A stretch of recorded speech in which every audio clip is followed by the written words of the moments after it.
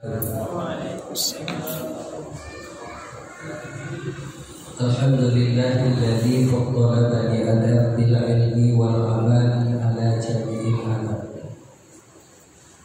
Asyhadu an la ilaha illallah wahdahu la syarika lah wa asyhadu anna Muhammadan abduhu wa rasuluhu la nabiyya ba'dahu.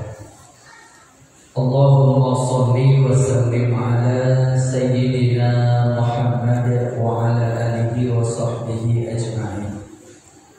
Ya ayyuhan nas ittaqullaha haqqa tuqatih wa la tamutunna illa wa antum muslimun.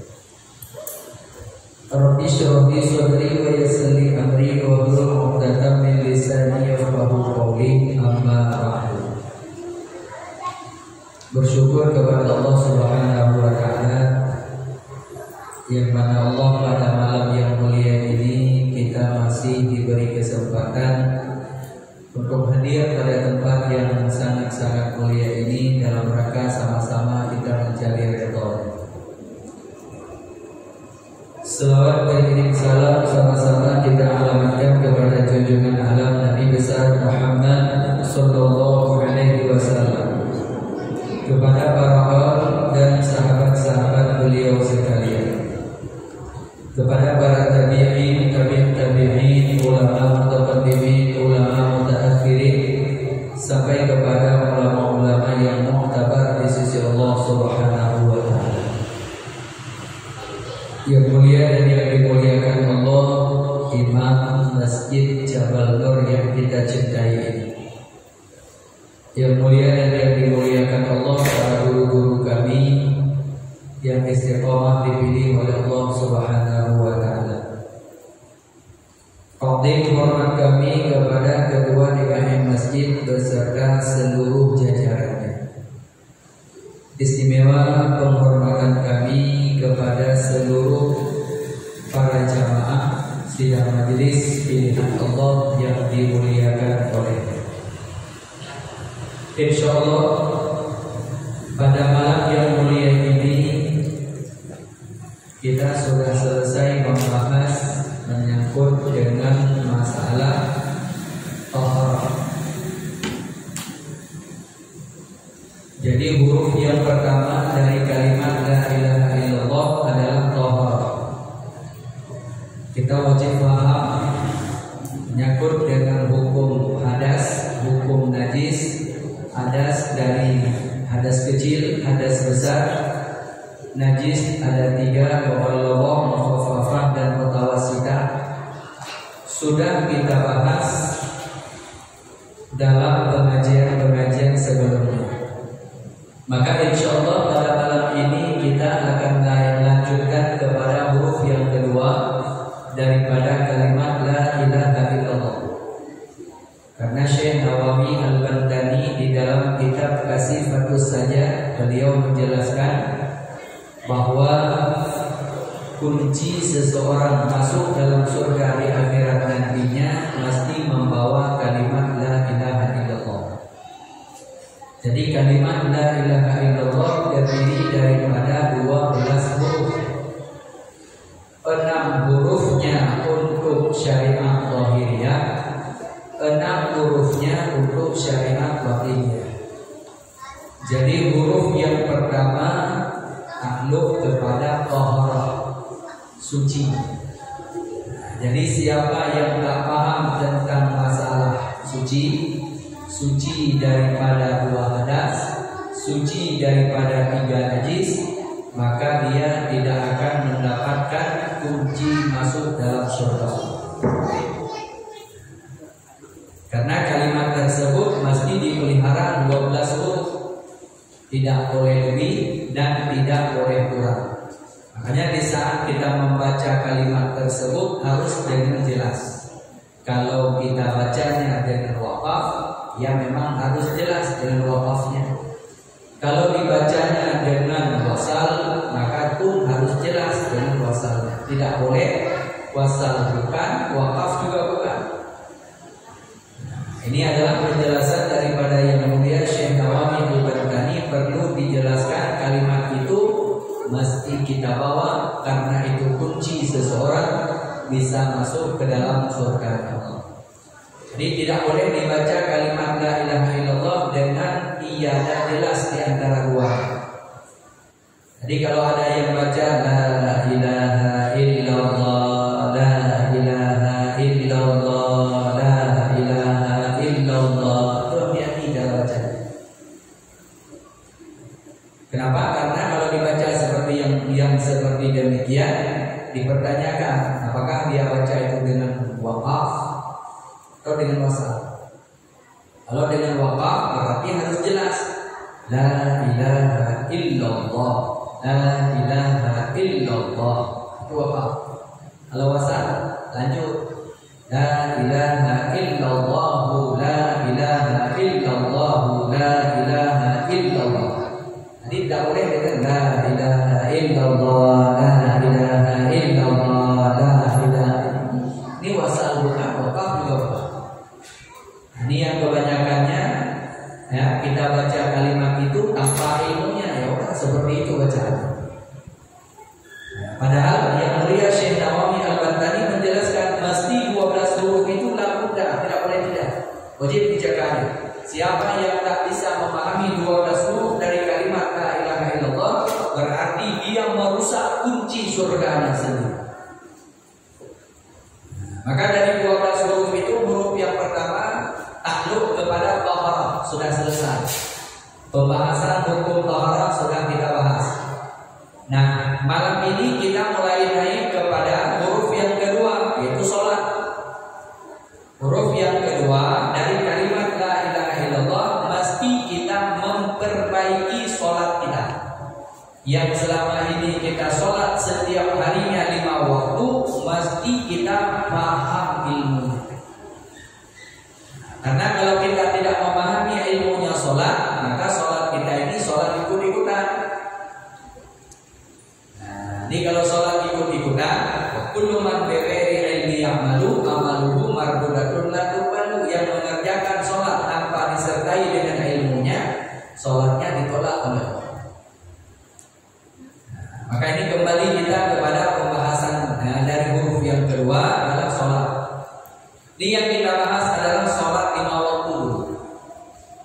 Sholat 5 waktu itu adalah mawquta, berwaktu-waktu Allah perintahkan. Kalau kita sudah sholat maghrib, ini kali perintahkan lagi, tunggu masuk waktu isya nanti baru ada perintah lagi. Nah, yang perlu untuk kita perhatikan, sholat yang kita kerjakan itu terdiri daripada 13 fondasinya, 13 rukunnya. Nah, ini secara ijmali kita bahas ada 13. Andai kata ada orang yang menjelaskan bahwa rukunnya sholat itu 12, itu tidak betul. Karena paling kurang rukun sholat itu 13. Andai ada guru kita yang menjelaskan rukun sholat 21, nggak masalah, karena itu tafsiriyah namanya. Ini ijmaliyah paling kurang mentok itu di 13. 13 dibagi kepada 3. Ada rukun qalbi, ada rukun qauli, ada rukun fi'li. Jadi dari 13 itu dibagi kepada 3. Yang pertama rukun qalbi, yang kedua rukun qauli, yang ketiga rukun fi'li. Maka rukun qalbi itu hanya satu sahaja, rukun qalbi namanya. Nah, rukun yang tugasnya hati yang mengerjakannya, tugas hati itu satu sahaja. Sementara rukun qauli itu 5, rukun bacaan. Rukun qauli itu ada 5. Mana 5-nya? Yang pertama takbiratul ihram, yang kedua membaca surah Al-Fatihah, yang ketiga membaca tasyahud akhir, yang keempat salawat di dalam tasyahud akhir, yang kelima salam yang pertama. Itu adalah rukun qauli yang mesti wajib difahami oleh orang yang sholat. Jadi ada 5 rukun qauli yang tidak boleh tidak, mesti wajib tahu. Pertama takbiratul ihram, yang kedua membaca surat Al-Fatihah, yang ketiga membaca tasyahud akhir. Yang keempat, baca salawat di dalam tasyahud akhir. Yang kelima, salam yang pertama. Itu adalah rukun qauli. Adapun rukun fi'li ada 7. 7 tambah 5 tambah 1 sama dengan 13. Nah, jadi rukun fi'li itu rukun perbuatan. Maka ada 7 rukun perbuatannya. Yang pertama, berdiri betul bagi orang yang sehat. Yang kedua, rukuk. Yang ketiga, i'tidal. Yang keempat, sujud. Yang kelima, duduk antara dua sujud. Yang keenam, duduk tasyahud akhir. Yang ketujuh, tertib. Itu rukun fi'li. Nah, maka bila seandainya kita sudah bisa memilah-milah antara rukun fi'li, rukun qauli dan rukun qalbi, maka baru kita naik kepada syarat-syaratnya. Karena setiap rukun dari 13 rukun itu mesti wajib ada syaratnya. Bila tidak ada syarat, gugur masuk. Gugur pun. Nah, orang yang melakukan sholatnya, dia melakukan salah satu daripada rukun itu, baik rukunnya rukun qalbi, rukun fi'li atau rukun qauli. Salah satu daripada itu dia lakukannya, kalau dia melakukannya tanpa memenuhi syarat, maka gugur rukun itu. Kalau rukun tersebut gugur, maka tiada sah satu rukun. Satu saja rukunnya yang gugur, maka tidak sah sholatnya. Tidak sah sholat sama seperti orang yang tidak sholat. Makanya Imam Al-Ghazali di dalam kitab Ihya Ulumuddin menjelaskan, beliau sedih bila saudaranya dihukum di akhirat gara-gara dia ada sholat tapi tetap dihukum. Kalau orang yang dihukum tidak sholat wajar, karena memang dia tidak sholat, dihukum oleh Allah gara-gara dia tidak sholat. Ini yang jadi masalahnya, ada dia sholat tapi dia tetap dihukum oleh Allah gara-gara sholatnya tidak betul. Nah, maka pada malam yang mulia ini masuk kita kepada yang pertama disebut dengan rukun qalbi. Rukun qalbi, bukan rukun qalbi, rukun qalbi, yaitu rukun hati. Nah, apa rukunnya hati itu? Yaitu niat. Jadi rukun hati itu adalah niat. Innama a'malu binniyat. Dalam hadis Arba'in itu hadis yang pertama. Karena adanya sesuatu perkara yang kita lakukan itu tergantung dengan niatnya. Kalau niatnya betul, maka ada pahalanya. Tapi kalau niatnya tak betul, maka itu tak ada pahalanya. Tak ada hasil kalau seandainya tak benar niatnya. Nah, maka malam ini coba kita melihat yang pertama adalah rukun qalbi, yaitu niat. Ya, niat adalah merupakan rukun daripada rukun sholat. Maka adapun bermula syarat untuk sahnya niat, itu ada 7 perkara secara ijmali. Jadi kita niat. Ini dalam mazhab Imam Syafi'i. Dalam mazhab Imam Syafi'i, syarat untuk sah niat ada 7 perkara. Bila 7 perkara itu tidak ada pada orang yang niat dalam sholat, maka sholatnya di akhirat mardud, ditolak oleh Imam Syafi'i. Tak tanggung jawab nanti di akhirat. Nah, ini menyangkut dengan masalah syarat untuk sahnya.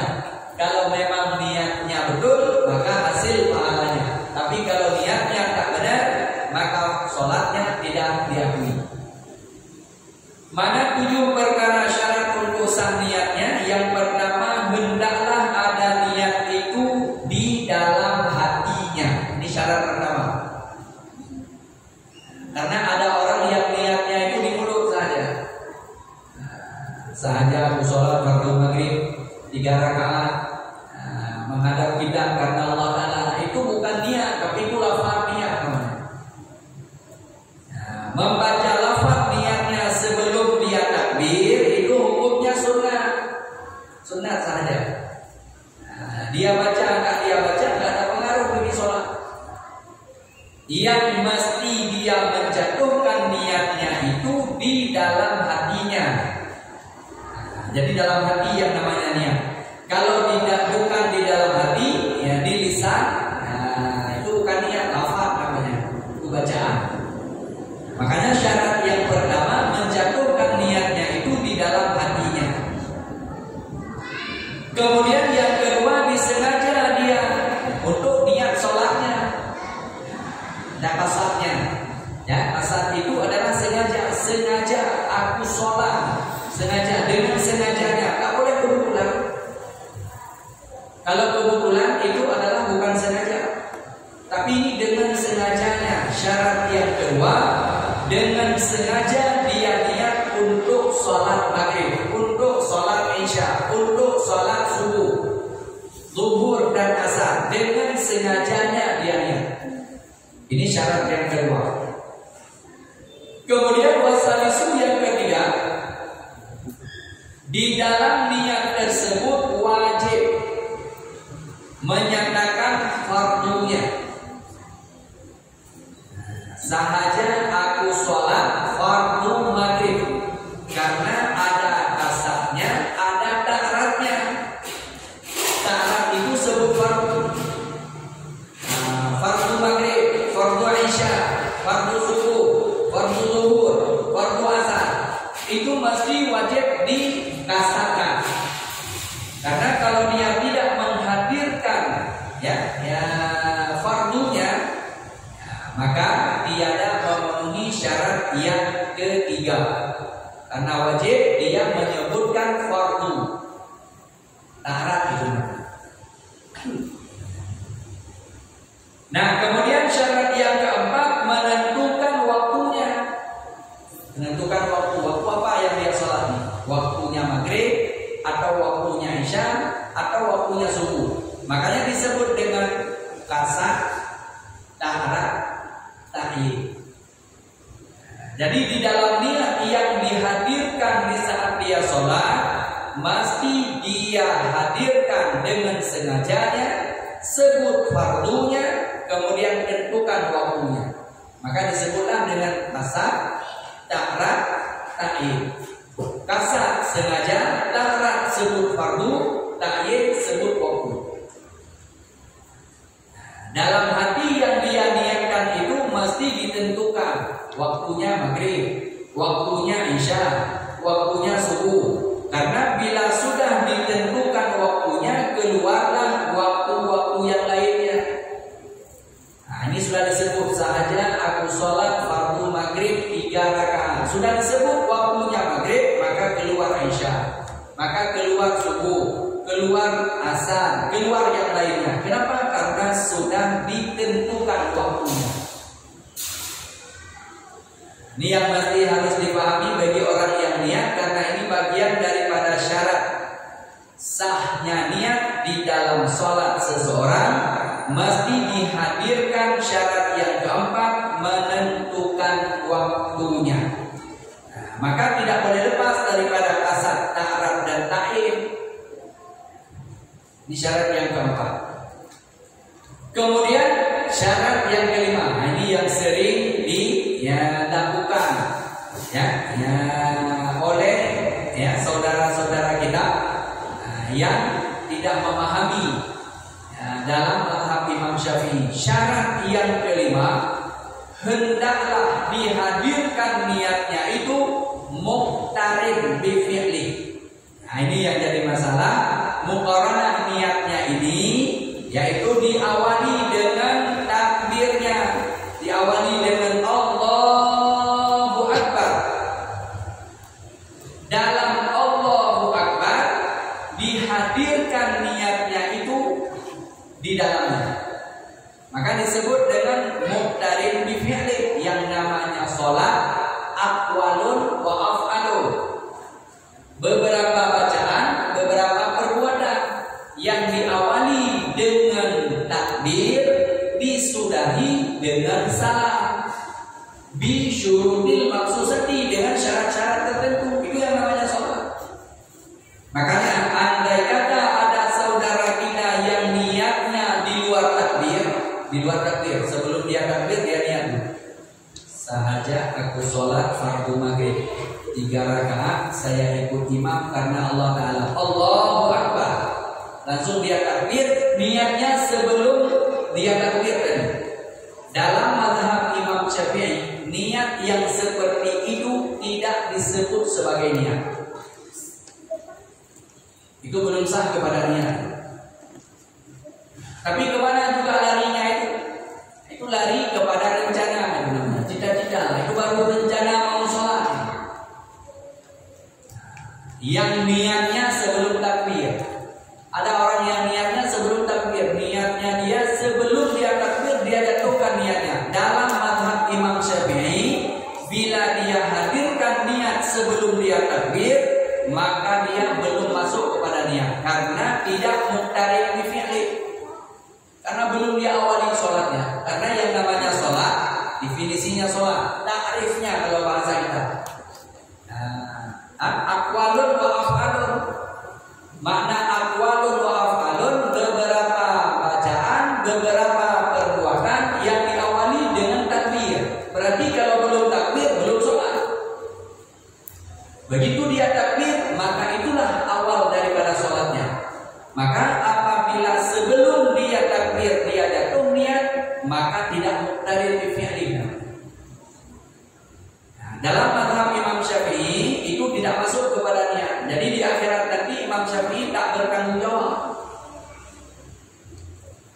Jadi jangan sampai nanti kita ini yang tinggal di wilayah mazhab Imam Syafi'i, kita sangkutkan ibadah kita sebagaimana fatwa beliau. Beliau lepas tangan, ya Allah, aku tidak berfatwa seperti itu. Yang aku fatwa kata Imam Syafi'i, Syekh Muhammad Idris Asy-Syafi'i, niatnya muqtarin bi fi'li. Di dalam takbirnya hadirkan niat. Sahaja aku sholat fardu maghrib 3 rakaat, saya ikut imam karena Allah Ta'ala. Karena yang namanya niat lintasan cepat sekali.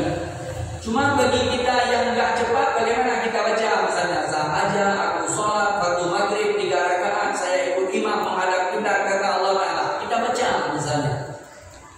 Tapi dengan hati kita baca, bukan dengan lisan. Maka yang mulia Syekh Muhammad Wali Al-Khalidi menjelaskan, kalau ada orang yang baca dengan hatinya sebagai niat, maka sah sholatnya. Karena hati tak punya mulut, baca dengan hati dihitung kepada niat. Ini kalau menurut pandangan yang mulia Syekh Muhammad Wali Al-Khalidi, sah. Yang niatnya dibaca dengan hatinya, yang penting dengan hati. Tapi andai dia baca dengan lisannya, maka itu bukan niat, itu lafaz namanya. Lafaz boleh dibaca sebelum dia takbir untuk membantu hatinya, boleh, tidak ada masalah. Sholli fardhu maghribi salasa rakaatin mustaqbilal qiblati, itu enggak masalah, lafaznya sunah, enggak bid'ah itu. Tidak bid'ah. Lafaz itu sunah hukumnya. Jangan kita terbawa nanti, oh itu enggak dilakukan oleh Rasulullah, itu bid'ah. Ini sana memang tidak perlu sebut itu, karena yang diniatkan di dalam hatinya yaitu usollinya. Usolli, karena enggak perlu diterjemah dengan bahasa Indonesia lagi, karena memang itu yang diniat di dalam hatinya. Allahu Akbar. Di dalam hatinya yang memang dia dengan langsung lafaznya.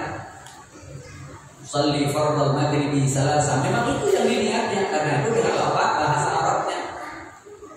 Kita yang melafazkan sebelum takbir itu untuk membantu hati kita supaya cepat hati kita nyambut di saat kita niatnya.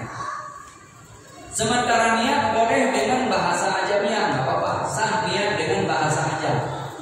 Sahaja aku sholat fardu maghrib 3 rakaat menghadap kita, boleh, nggak apa-apa. Dengan niat dalam hatinya di saat dia melakukan sholatnya, maka disebut dengan muqtarin bi fi'li. Di sini yang perlu untuk kita harus mempertegaskannya. Kenapa? Karena betapa banyak saudara-saudara kita yang mengaku ikut mazhab Imam Syafi'i, namun niatnya sebelum dia takbir. Kalau sebelum dia takbir dia jatuhkan niatnya, maka itu Imam Syafi'i lepas tangan nanti di akhirat. niatnya di saat dia ucap Allahu Akbar. Lisannya berkata Allahu Akbar, hatinya niat aku sholat maghrib, aku sholat fardu maghrib 3 rakaat, saya ikut imam karena Allah Ta'ala. Jadi mesti itu muqtarin bi fi'li, kalau tidak maka tidaklah disebut kepada niat, cita-cita, itu rencana. Kalau belum muqtarin bi fi'li berarti itu jatuh kepada rencana atau cita-cita. Ini yang ke-5. Kemudian syarat yang ke-6, meniatkan dia sebagai makmum. Kalau salatnya itu ikut imam. Kalau salatnya berjamaah, wajib niat seorang makmum itba' kepada imam. Ini wajib syaratnya. Syarat seorang makmum wajib niat dia untuk ikut imam. Dan tiada wajib bagi imam meniatkan dia sebagai imam. Imam tak wajib niat. Kalau imam niatnya niat dapat pahala. Kalau imam tak niat berarti imam tak dapat pahala. Kita dapat. Siapa tahu kadang nggak perlu lagi pahala. Ya, nggak perlu lagi pahala. Pahala 27 nggak perlu lagi. Kita aja yang perlu di belakang. Nggak niat dia sebagai imam. Kita ikut sah nggak apa-apa. Karena tidak jadi syarat bagi imam untuk meniatkan dia sebagai imam pada sholat 5 waktu, kecuali pada sholat Jumat. Kalau pada sholat Jumat wajib. Kalau pada sholat Jumat karena berjamaahnya itu hukumnya wajib. Jadi wajibnya niat imam sebagai imam Jumat. Kalau makmum nggak perlu cerita lagi, sholat 5 waktu aja makmum ini wajib, apalagi sholat Jumat. Jadi wajib dia niat sebagai makmum, ya, itba' kepada imam, ikut kepada imam. Kalau sholat Jumat wajib, dengan catatan sholat Jumat itu yang imam tersebut memenuhi dengan bilangan 40. Maka tidak boleh yang orang lain menjadi imam. Kalau seandainya anggota jamaah kita sholat Jumat memang 40 orang saja, nggak ada yang lainnya. Maka imam itu wajib niat dia sebagai imam sholat Jumat. Wa in kana jika ada jamaah lebih daripada 40 orang, maka khilaf pendapat ulama. Atas kaul yang mu'tamad tetap wajib niat walau dia bukan anggota. Walau dia bukan anggota 40. Tapi wajib juga niat dia sebagai imamnya sholat Jumat atas kaul yang mu'tamad. Wakila pendapat yang kedua itu tiada wajib, sunnah sahaja. Ini pada sholat Jumat ini kalau dia bukan daripada anggota 40. Misalnya ini ada guru kita misalnya dari Jawa datang ke sini, sholat Jumatnya khutbah beliau. Kita suruh beliau jadi imamnya. Atau datang dari Sumatera, kita suruh beliau jadi imamnya. Sementara beliau bukan anggota 40, bahkan beliau masih sabir. Mengerjakan sholat Jumat sah, tapi beliau bukan anggota di sini, bukan anggota 40 di sini. Maka atas kaul sani atau pendapat wakilah, niat beliau itu sebagai imam sholat Jumat itu hukumnya sunnah. Jadi pendapat yang kedua. Pendapat yang mu'tamad tetap beliau niat wajib sebagai imam. Ini pada sholat Jumat. Adapun pada sholat 5 waktu, maka imam tiada wajib niat dia sebagai imam. Andai kata beliau kepingin dapat pahala sama juga 27, beliau niat sebagai imam.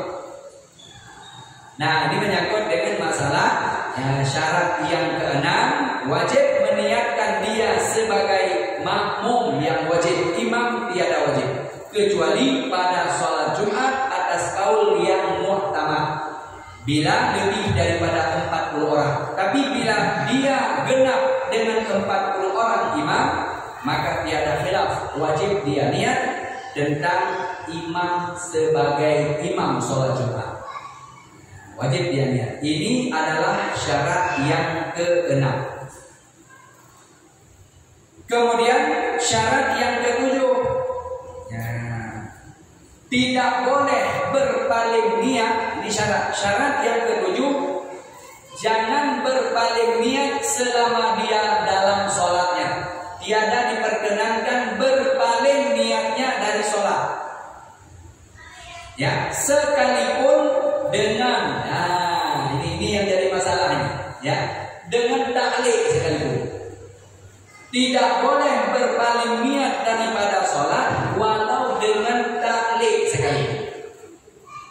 Jadi dalam sholat tak boleh taklid. Beda dengan di luarnya sholat. Seorang suami taklid istrinya, kalau dia tidak langgar nggak apa-apa, nggak batal, nggak jatuh mentalaknya. Tapi kalau dalam sholat berpaling niat dia dengan taklid, langsung batal sholatnya.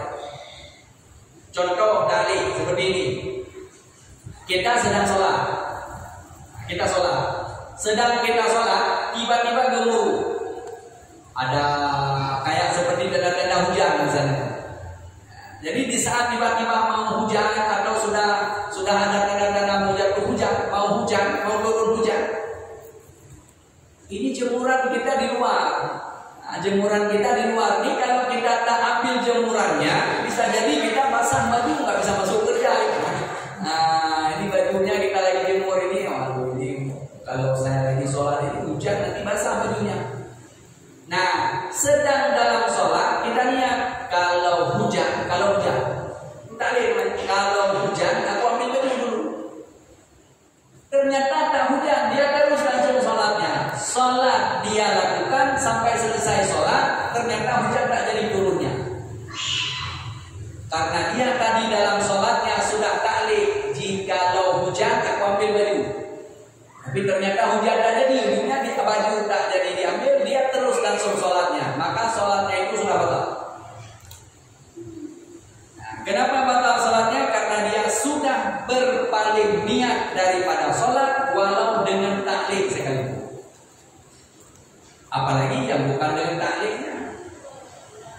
Tiba-tiba sedang dia sholat, ya berpaling niatnya, nggak jadilah sholat. Atau dia batalkan sholatnya. Kalau sedang dia sholat, udah pergi jalan-jalan ke depan lainnya. Itu dengan membatalkan sholatnya dengan sengajanya, itu hukumnya haram. Kalau main-main dalam sholat, orang yang main-main dalam sholat itu hukumnya dosa besar. Ya, makanya jangan main-main dengan sholat. Sedang dalam sholat main-main harus diperhatikan. Bila ada anak-anak kita yang sudah memisah, belum balik misalnya, sudah memisah, sudah di atas umur 7 tahun. Perhatikan baik-baik, jangan sampai sedang sholat main-main.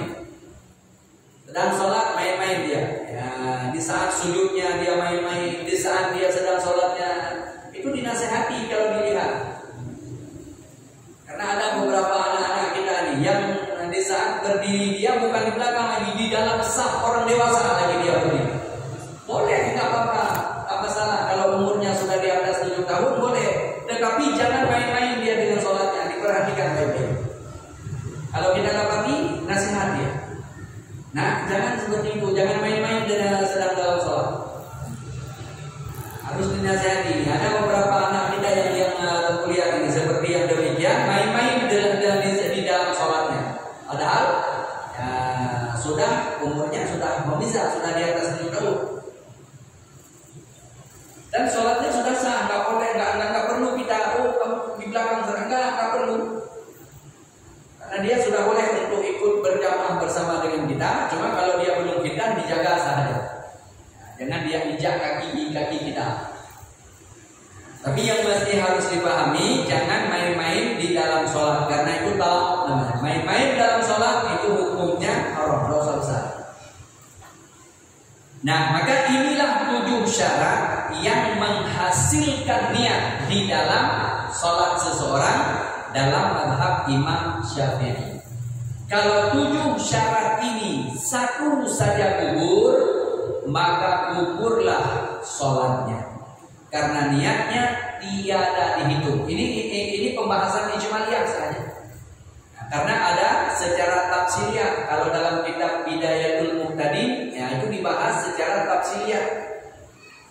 Ini pembahasan secara ijmaliyah, tingkat 7 sahaja itu sudah dijaga 7 syarat ini sahaja, maka niatnya sudah sah. Bila niatnya sudah sah, maka sholatnya sah. Karena ketentuannya pada niat, innama a'malu binniyat. Hanya saja dapat itu pahala yang dikerjakannya terikat tergantung pada niatnya. Ya, kullu imrin manawa. Ya, apa yang dia niat itu yang hasil. Kalau dia tidak niatnya tidak betul, maka sia-sialah ibadahnya, sia-sialah sholatnya. Maka ini yang penting sekali untuk dipahaminya, karena kita jangan sampai sholat kita ini hanya sholat terbawa sahaja. Karena kita mulai dari kecil kita tengok ini suka sholat. Mulai daripada kecil kita suka ke masjid ikut sholat. Tapi ternyata kita tidak memahami syarat-syaratnya di saat kita sholat. Setiap rukun mesti ada syaratnya. Maka untuk sahnya rukun, syarat itu yang harus dijaga. Karena tidak ada syarat, gugur masyhurnya. Bila gugur masyhur berarti rukunnya tak ada. Bila rukunnya tak ada, maka sholatnya yang fatal. Nah, jadi ini insya Allah sudah mulai masuk kita pada huruf yang kedua daripada kunci surga, yaitu kalimat la ilaha illallah. Kita akan membahas satu persatu. Rukun 13 itu malam ini sudah kita bahas, yaitu syarat untuk sahnya. Insya Allah kalau Allah izinkan nanti ke depan akan kita lanjut kembali masuk kepada rukun qauli, rukun bacaan.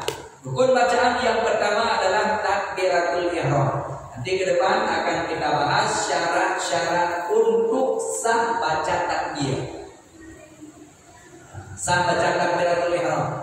Memang takbiratul ihram pendek bacaannya Allahu Akbar. Tapi syaratnya lumayan. Untuk sah takbiratul ihram saja, ini ada syaratnya. Jadi insyaallah ke depan kalau Allah izinkan nanti kita akan lanjutkan kembali. Malam ini kita sudah membahas syarat-syarat untuk sah niat di dalam mazhab Imam Syafi'i. Mudah-mudahan ibadah yang kita kerjakan tidak kepleset. Ibadah yang kita kerjakan sesuai dengan syariat, maka insya Allah ada hasil di akhir. Karena bila sholat kita tidak sesuai dengan aturan syariat, maka mardu ditolak. Jadi sama seperti orang yang ibadah tidak disertai dengan ilmu. Kullu man bighairi ilmi ya'malu amaluhu mardudatun la tuqbal. Yang beramal tidak disertai dengan ilmunya, amal tersebut sia-sia, ditolak mentah-mentah nanti di akhirat. Alhamdulillah. Inilah yang perlu untuk kita pahami, saudara-saudariku. Ya, sebelum kita tutup, ya, ada beberapa menit lagi masuk waktu misalnya. Berapa menit lagi?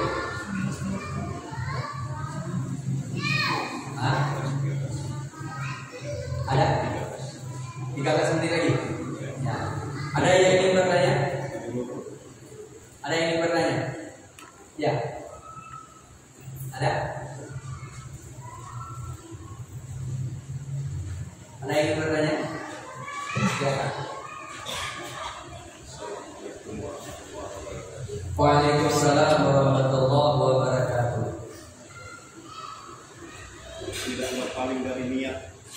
Syarat yang ketujuh. Yang ketujuh. Syarat yang ketujuh, tidak boleh berpaling daripada sholat. Niat itu tidak boleh berpaling. Berarti wajib mempertahankan niat mulai daripada awal sholat sampai selesai sholat. Sholat wajib aja. Sholat wajib. Kalau berpaling, ini yang sedang kita bahas, sholat wajib dulu.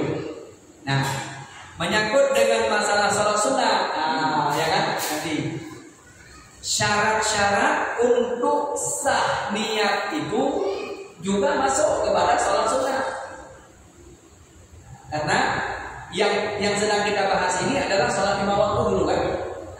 Jadi bagaimana kalau seandainya ada orang yang sedang sholat sunnah berpaling, ya kan itu kan, berpaling dari niat sedang sholat sunnahnya. Sholat tahiyat, tapi merubah jadi qobliyah. Ya. Nah, sholat tahiyatul masjid. berubah niatnya kepada sholat qabliyah. Nah, qabliyah maghrib misalnya. Ada rencana pertama tahiyatul masjid. Nah, sebenarnya itu tak perlu dirubah niatnya. Karena sholat tahiyatul masjid itu, sholat tahiyatul masjid itu adalah merupakan sholat penghormatan bagi masjid. Orang yang sholat qabliyah hasil juga gugur daripada tahiyatul masjid. Orang yang tahiyatul masjid dia tidak mendapatkan pahala qabliyahnya. Seperti itu. Jadi kalau seandainya waktunya kepepet, mana yang lebih dipilih? Tahiyatul masjid atau qabliyahnya? Maka pilihlah qabliyah. Karena dengan kita mengerjakan qabliyah, gugur tahiyatul masjid. Kita mengerjakan tahiyatul masjid itu tidak gugur qabliyahnya. Nah, yang jadi cerita tadi, yang jadi pertanyaannya, berpaling niat daripada niat sholat. Di sholat yang sedang kita bahas ini sholatnya sholat fardu. Berpalingnya niat walau dengan tahlil sekalipun. Makna berpalingnya ini dari kita sholat kepada tidak sholat.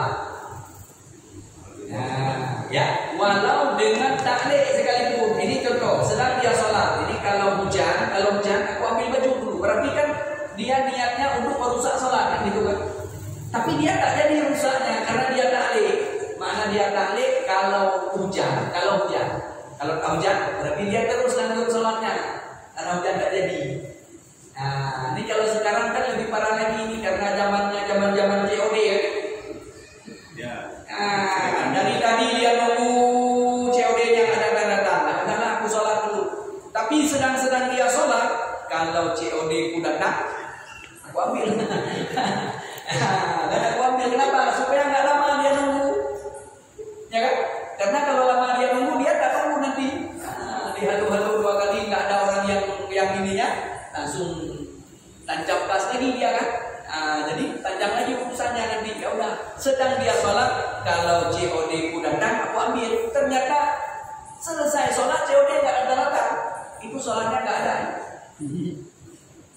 Tidak sah sholatnya. Kenapa? Karena sudah berpaling niat dia di dalam sholat. Ya, ada yang tanya, ini sebelum dia sholat dia niat seperti itu gimana? Dia sholat aja. Tapi sebelum dia sholat nggak ada dalam benaknya. Dalam benaknya ini kalau seandainya sedang aku sholat, tiba-tiba COD ku datang, aku ambil. Ternyata di saat dia sholat dia tak niat itu lagi. Tak niat kalau nanti COD ku datang aku ambil. Dia tak niat di dalam sholatnya, dia tak niat. Yang dia kasat tadi di luarnya sholat seperti itu, maka sholatnya nggak pengaruh. Ini yang jadi masalah, dia tahlil dalam sholat. Dia tahlilnya berpaling niat di dalam sholatnya. Maka syarat yang ketujuh tidak boleh, jangan berpaling niat dari sholat kepada yang lain. Makna kepada yang lain, kepada yang membatalkan sholat. Nah, adapun berpaling niat sunat kepada sunat, ini kan sunat kepada sunat, ini sunat qabliyah, sunat tahiyat, jadi qabliyah. Nah, itu apa? Itu nggak ada berubah sholat, nggak ada yang membatalkan sholat. Kenapa? Karena sama-sama pada min haitsu sunatnya. Yang jadi masalahnya kepada membatalkan. Andai dia sholat sunat, sedang sholat sunat, ini kalau COD ku datang aku ambil, tetap. Walau sholatnya sholat sunat tetap juga batal sholatnya, tetap juga sholatnya tidak ada. Karena dia yang tadi itu sudah berpaling kepada rusaknya sholat. Ya, kira-kira jelas kan? Insya Allah. Masih ada yang lainnya? Ya, silakan. Assalamualaikum warahmatullahi wabarakatuh. Waalaikumsalam warahmatullahi wabarakatuh. Itu menyangkut dengan niatnya itu tadi. Iya. Jadi ada salat berjamaah itu. Suaranya suara gemuruh. Sebenarnya bukan suara gemuruh, suara angin ini itu ke imam. Ya. Jadi ada yang sebagian memang nunggu udah tayat akhir, nunggu salam. Berarti udah ada niat lah dia. dan niat mungkin kainnya itu belum diangkat. Itu berapa tahun, Pak? Ya, sudah batal dia. Karena apabila di dalam sholatnya dia niat untuk ambil kainnya, kalau hujan aku ambil kain. Tapi kalau ingat aja kainnya di luar, tapi dia tak ada rencana rusak sholat, nggak masalah. Teringat dia, aduh, seperti itu kan, ini nampaknya mau hujan ini. Ya, tapi bajuku di luar ini, tapi dia tidak niat untuk kalau hujan aku ambil baju dulu. Ini baru namanya taklid. Tapi kalau sekedar ingat bahwa bajunya masih di jemuran, ya kan? Nah, itu berarti sholatnya lalai saja. Lalai saja dalam sholat dia lalai. Ya, karena yang dia ingat adalah bajunya. Kan itu biasa itu. Kunci hilang dapat dalam sholat. Ya kan? Saya capek kan cari-cari nggak dapat. Pokoknya dalam sholat, kuncinya langsung kuncinya rupanya di situ. Aku minum kopi dulu di situ. Wah, baru dapatnya. Dapat kuncinya di saat sedang dalam sholat. Itu biasa itu. Nah, cuma ada di masa Rasulullah di Madinah ini. Di Madinah ada salah satu sahabat Rasulullah langsung datang bertanya, ya Rasulullah, aku belum bisa menghadirkan hatiku. Ya, di saat aku sholat, pokoknya aku ingat daganganku. Karena Madinah rata-rata orang jualan. Di saat aku sedang sholat, ingat barang-barang daganganku. Nah, ya. Jadi aku belum bisa hadir semuanya hatiku untuk sholat ya Rasulullah. Apakah aku tidak perlu sholat? Jangan kata Rasulullah. Ini kamu terus harus melawan. Kalau kamu tak sholat berarti kamu ini benar-benar sudah dikuasai oleh iblis. Kalah berarti kita dengan iblis. Kalah kita dengan iblis. Ya, jadi bagaimana ya Rasulullah? Lawan itu. Pokoknya di saat kita sedang sholat, Allahu Akbar, sedang kita sholat. Di saat baca pertama itu Fatihah oke. Tapi di saat baca ayat udah mulai kan ya. Udah mulai ya. Sudah mulai. Pokoknya apa saja. Ingat ulang, ingat murid, ingat semuanya hadir. Nah, yang hadir itu jangan dibiarkan terus. Jangan dibiarkan hadirnya itu berkepanjangan, tapi langsung dipotong, dilawan. Dilawan dalam hati. Ngapain itu? Pokoknya dilawan dulu dengan hatinya. Ini saya sedang sholat. Nah, jadi supaya hadir hati kita di saat kita sedang sholat, ya, maka jangan kita terawang kemana-mana. Nah, di saat kita sedang sholat, perhatikan apa yang sedang kita baca. Kalau kita paham maknanya itu lebih bagus.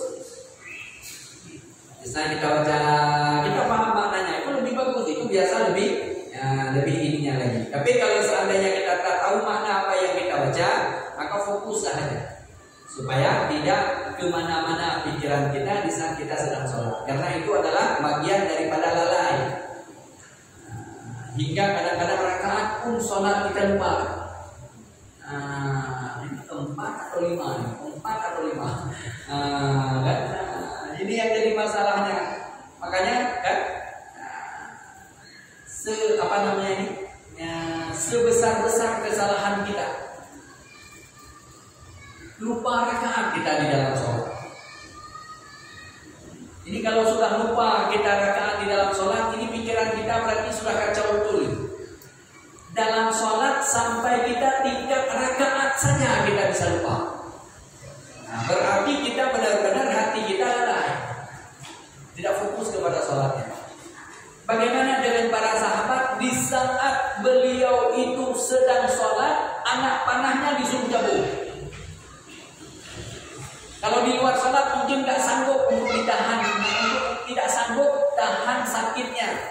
Tetapi di saat mereka sholat, disitulah cabut anak panahnya, nggak terasa apa-apa. Begitulah zatnya hati mereka dengan Allah. Ya, begitu gambarannya. Gambaran menyangkut dengan masalah hati. Ini hatinya para sahabat di saat berkuliah, berarti memang benar-benar yang lain ditinggalkan semuanya. Sementara kita semuanya dapat dalam sholat. Kunci hilang dalam sholat dapatnya. Duit lupa kita taruh di mana, rupanya jumlah hitungannya juga di dalam sholat. Kan? sama siapa yang tadi kita belum kembalikan duitnya pun itu ingat di dalam salat tadi belum kembali duitnya. Ini kita di dalam salat ini jadi masalah. Jadi kita doakan kepada Allah supaya bagaimana caranya kita bisa melawan. Di saat itu langsung kita lawan, maka insya Allah sudah masuk dalam profesional. Wallahu a'lam bishawab wa ilaihi marji' wal ma'ab. Terima kasih atas segala perhatian. Mohon maaf atas segala kekurangan dan kekhilafan. Hadanallahu wa iyyakum ajma'in. Assalamualaikum warahmatullahi wabarakatuh.